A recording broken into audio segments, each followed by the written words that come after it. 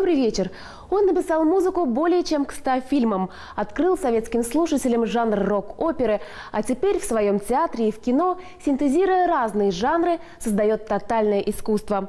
Сегодня у нас в антракте знаменитый российский композитор Алексей Рыбников.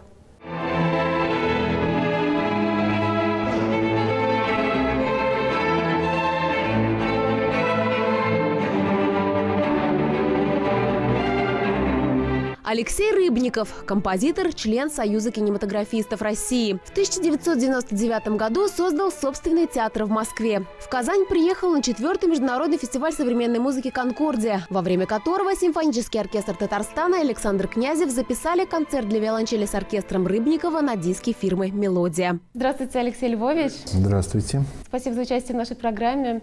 Я знаю, что у вас активная сейчас творческая деятельность. Расскажите, пожалуйста, какие новые поля композиторского музыкального творчества вы осваиваете? Я сейчас собираюсь выступить в очень неожиданной роли для композитора.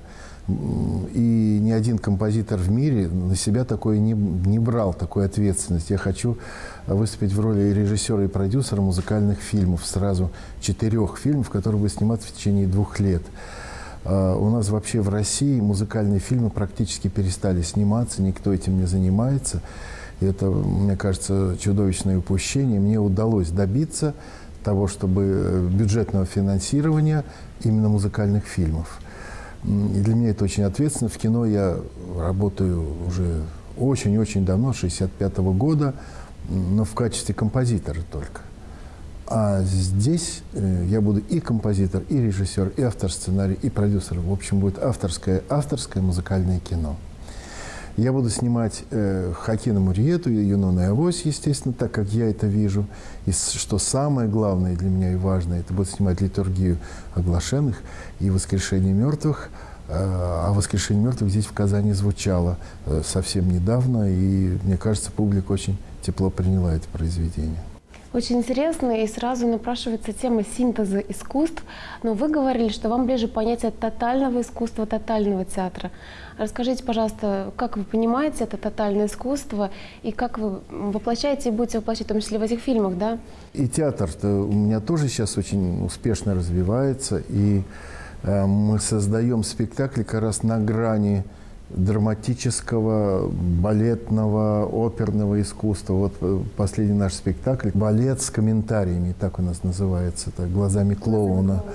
«Глазами клоуна», где балетмейстер Жанна Шмакова собрала, я считаю, лучшие куски из моей симфонической музыки. И вот из этой музыки соткала партитуру балета. Но это не просто балет, там участвует и драматический актер, и звучит текст Генриха Бёля. И опять же это стык, в данном случае, балета и драматического театра. А «Война и мир», который ждет своего воплощения, у меня просто руки не доходят, я не могу одновременно снимать и музыкальные фильмы, еще и ставить большой музыкальный спектакль.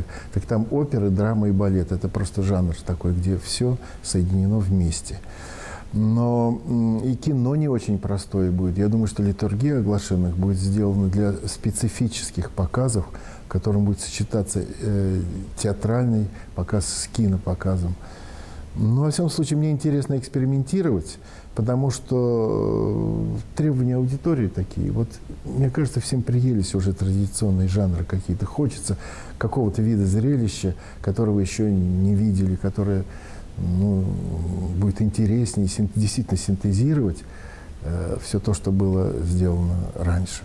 Почему обратились именно к Толстому? К Толстому меня просто заставили. Вот такая была инициативная группа, которая 7 лет вынашивала этот проект. Им очень хотелось, чтобы вот возникло современное произведение, развивающее жанр Юнона и Авось, но сделано вот на материале «Войны и мира».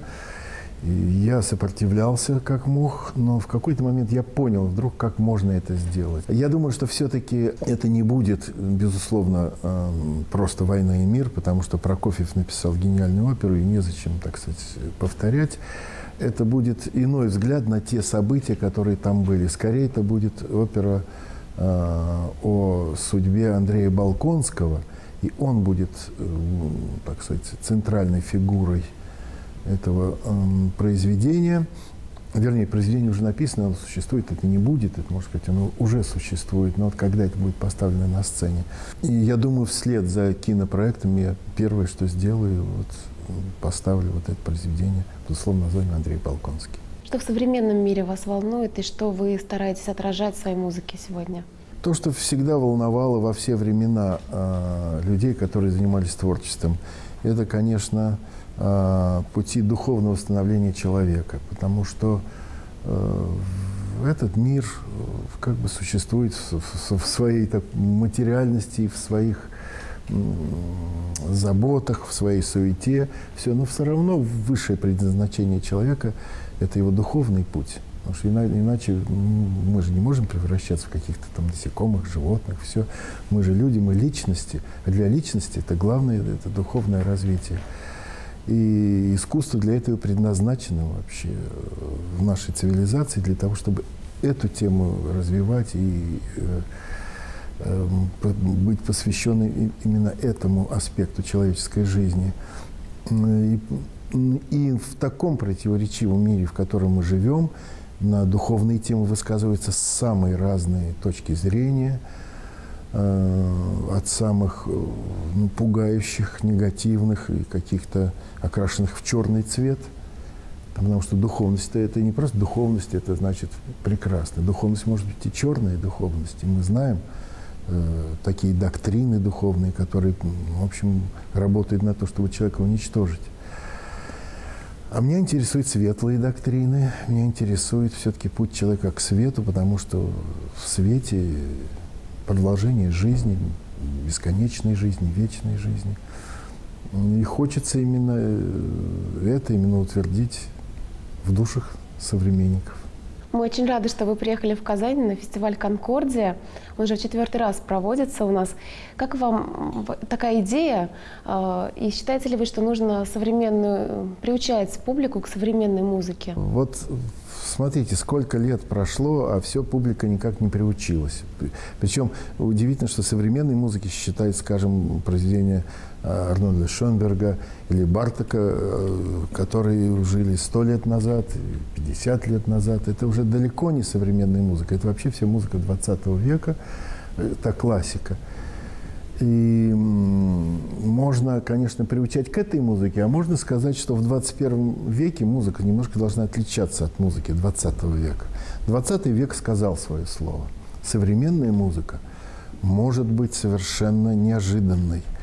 И приучать никого не нужно будет. Просто слушатель будет приходить в зал и получать удовольствие от этой музыки и просто радоваться. И не нужно производить над собой какие-то усилия, производить насилие над своей душой. Вот понять, а что это за музыка такая, почему я ее не понимаю. А может быть, проще начать писать понятную музыку, как когда-то это было в XIX веке. Может быть, XX век занял свое уже особое место в музыке, а 21 век может повести совсем в другую сторону. Поэтому очень хорошо делать фестивали современной музыки, но важно, чтобы современная музыка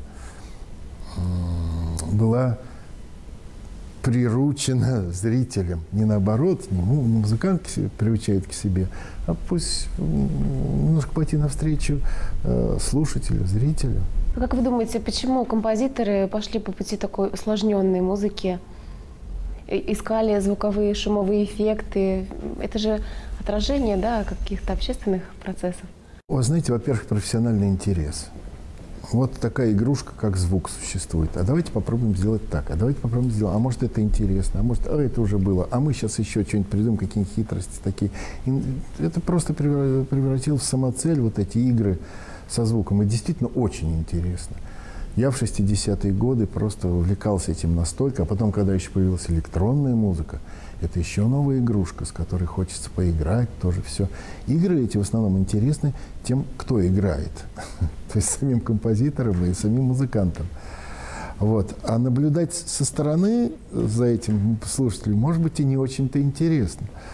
Вот. Но, мне кажется, наигрались сейчас уже и выразили именно этими средствами очень многие эмоции, которые действительно были в 20 веке, да и сейчас тоже развиваются эмоции какого-то духовного распада, Ну, естественно, если в 20 веке 2 мировые войны, не говоря уже об остальных войнах локальных, то война, война, война, смерть, смерть, гибель, гибель. Естественно, вот эта атмосфера распада и смерти, она проникла в эту музыку. Хочется все-таки, чтобы, если даже это присутствует в нашей жизни, вот это нагнетение напряженности и вот какого-то негатива, то хоть в музыке отдушину какой-то мы имеем право получить, чтобы хоть музыка нас чем-то порадовала.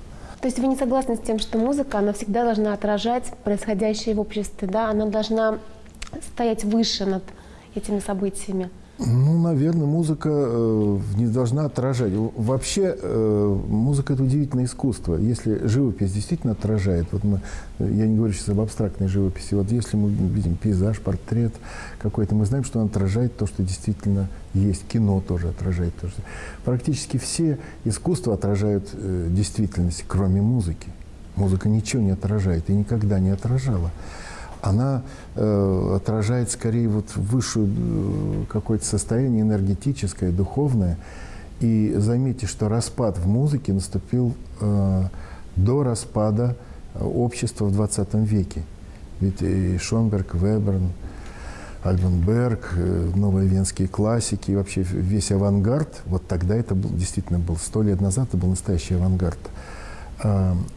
Они до того написали эту музыку, прежде чем начались вот эти жуткие события, революции и войны. Музыка была впереди, она ничего не отражала, она отражала будущее.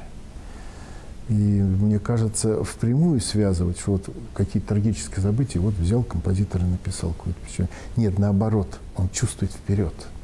Настоящий композитор должен чувствовать вперед то, что будет. Какие тенденции вы видите сейчас в современной музыке? И как вы думаете, как она будет дальше развиваться? Она будет снова искать какие-то эффекты или она, наоборот, будет стремиться к свету?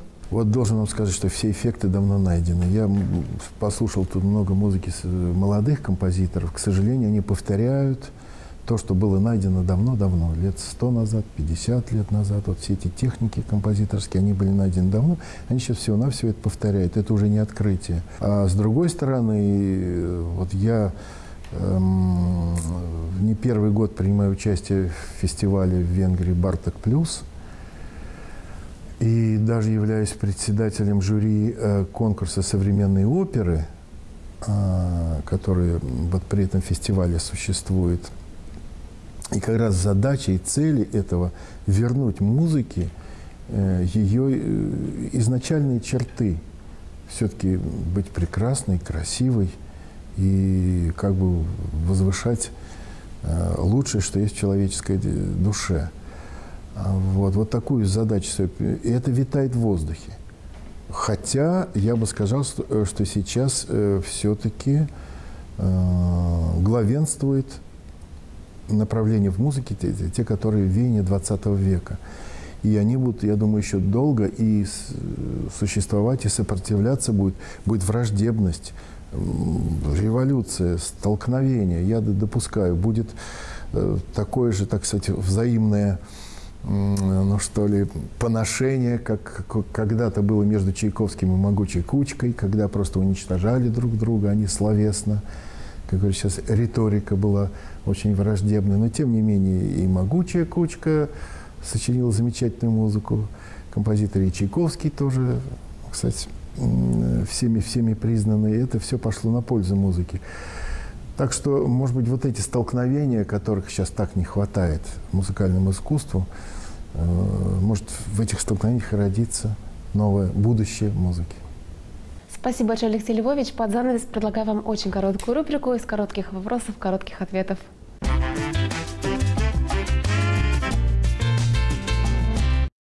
Алексей Львович, а в чем ваши источники вдохновения? Источники вдохновения у меня не находятся в области, так сказать, этого мира. Все-таки главный источник вдохновения – это молитва. А чем вы любите заниматься в свободное время? Больше всего на свете люблю путешествовать по морю, по горам, в диких местах разных. Не по городам Европы или там Америки, а именно природа. И чем она экзотичнее, тем интереснее. А куда еще мечтаете съездить? Индия – моя мечта, конечно, Гималаи. Какие качества вы больше всего цените в людях? Талантливость, обязательность и серьезность отношения к себе и к другим. А у вас есть жизненная кредо? Это уважение к самому себе. Нужно, я даже так по-другому сказал, нужно любить свою душу и нужно видеть в каждом человеке его душу и ее также любить. А в чем секрет счастья? Счастье в гармонии между людьми и между человеком и окружающим миром. Спасибо большое, Алексей Львович. Спасибо за участие в нашей программе. До свидания. До свидания. До свидания. Всего хорошего. Спасибо.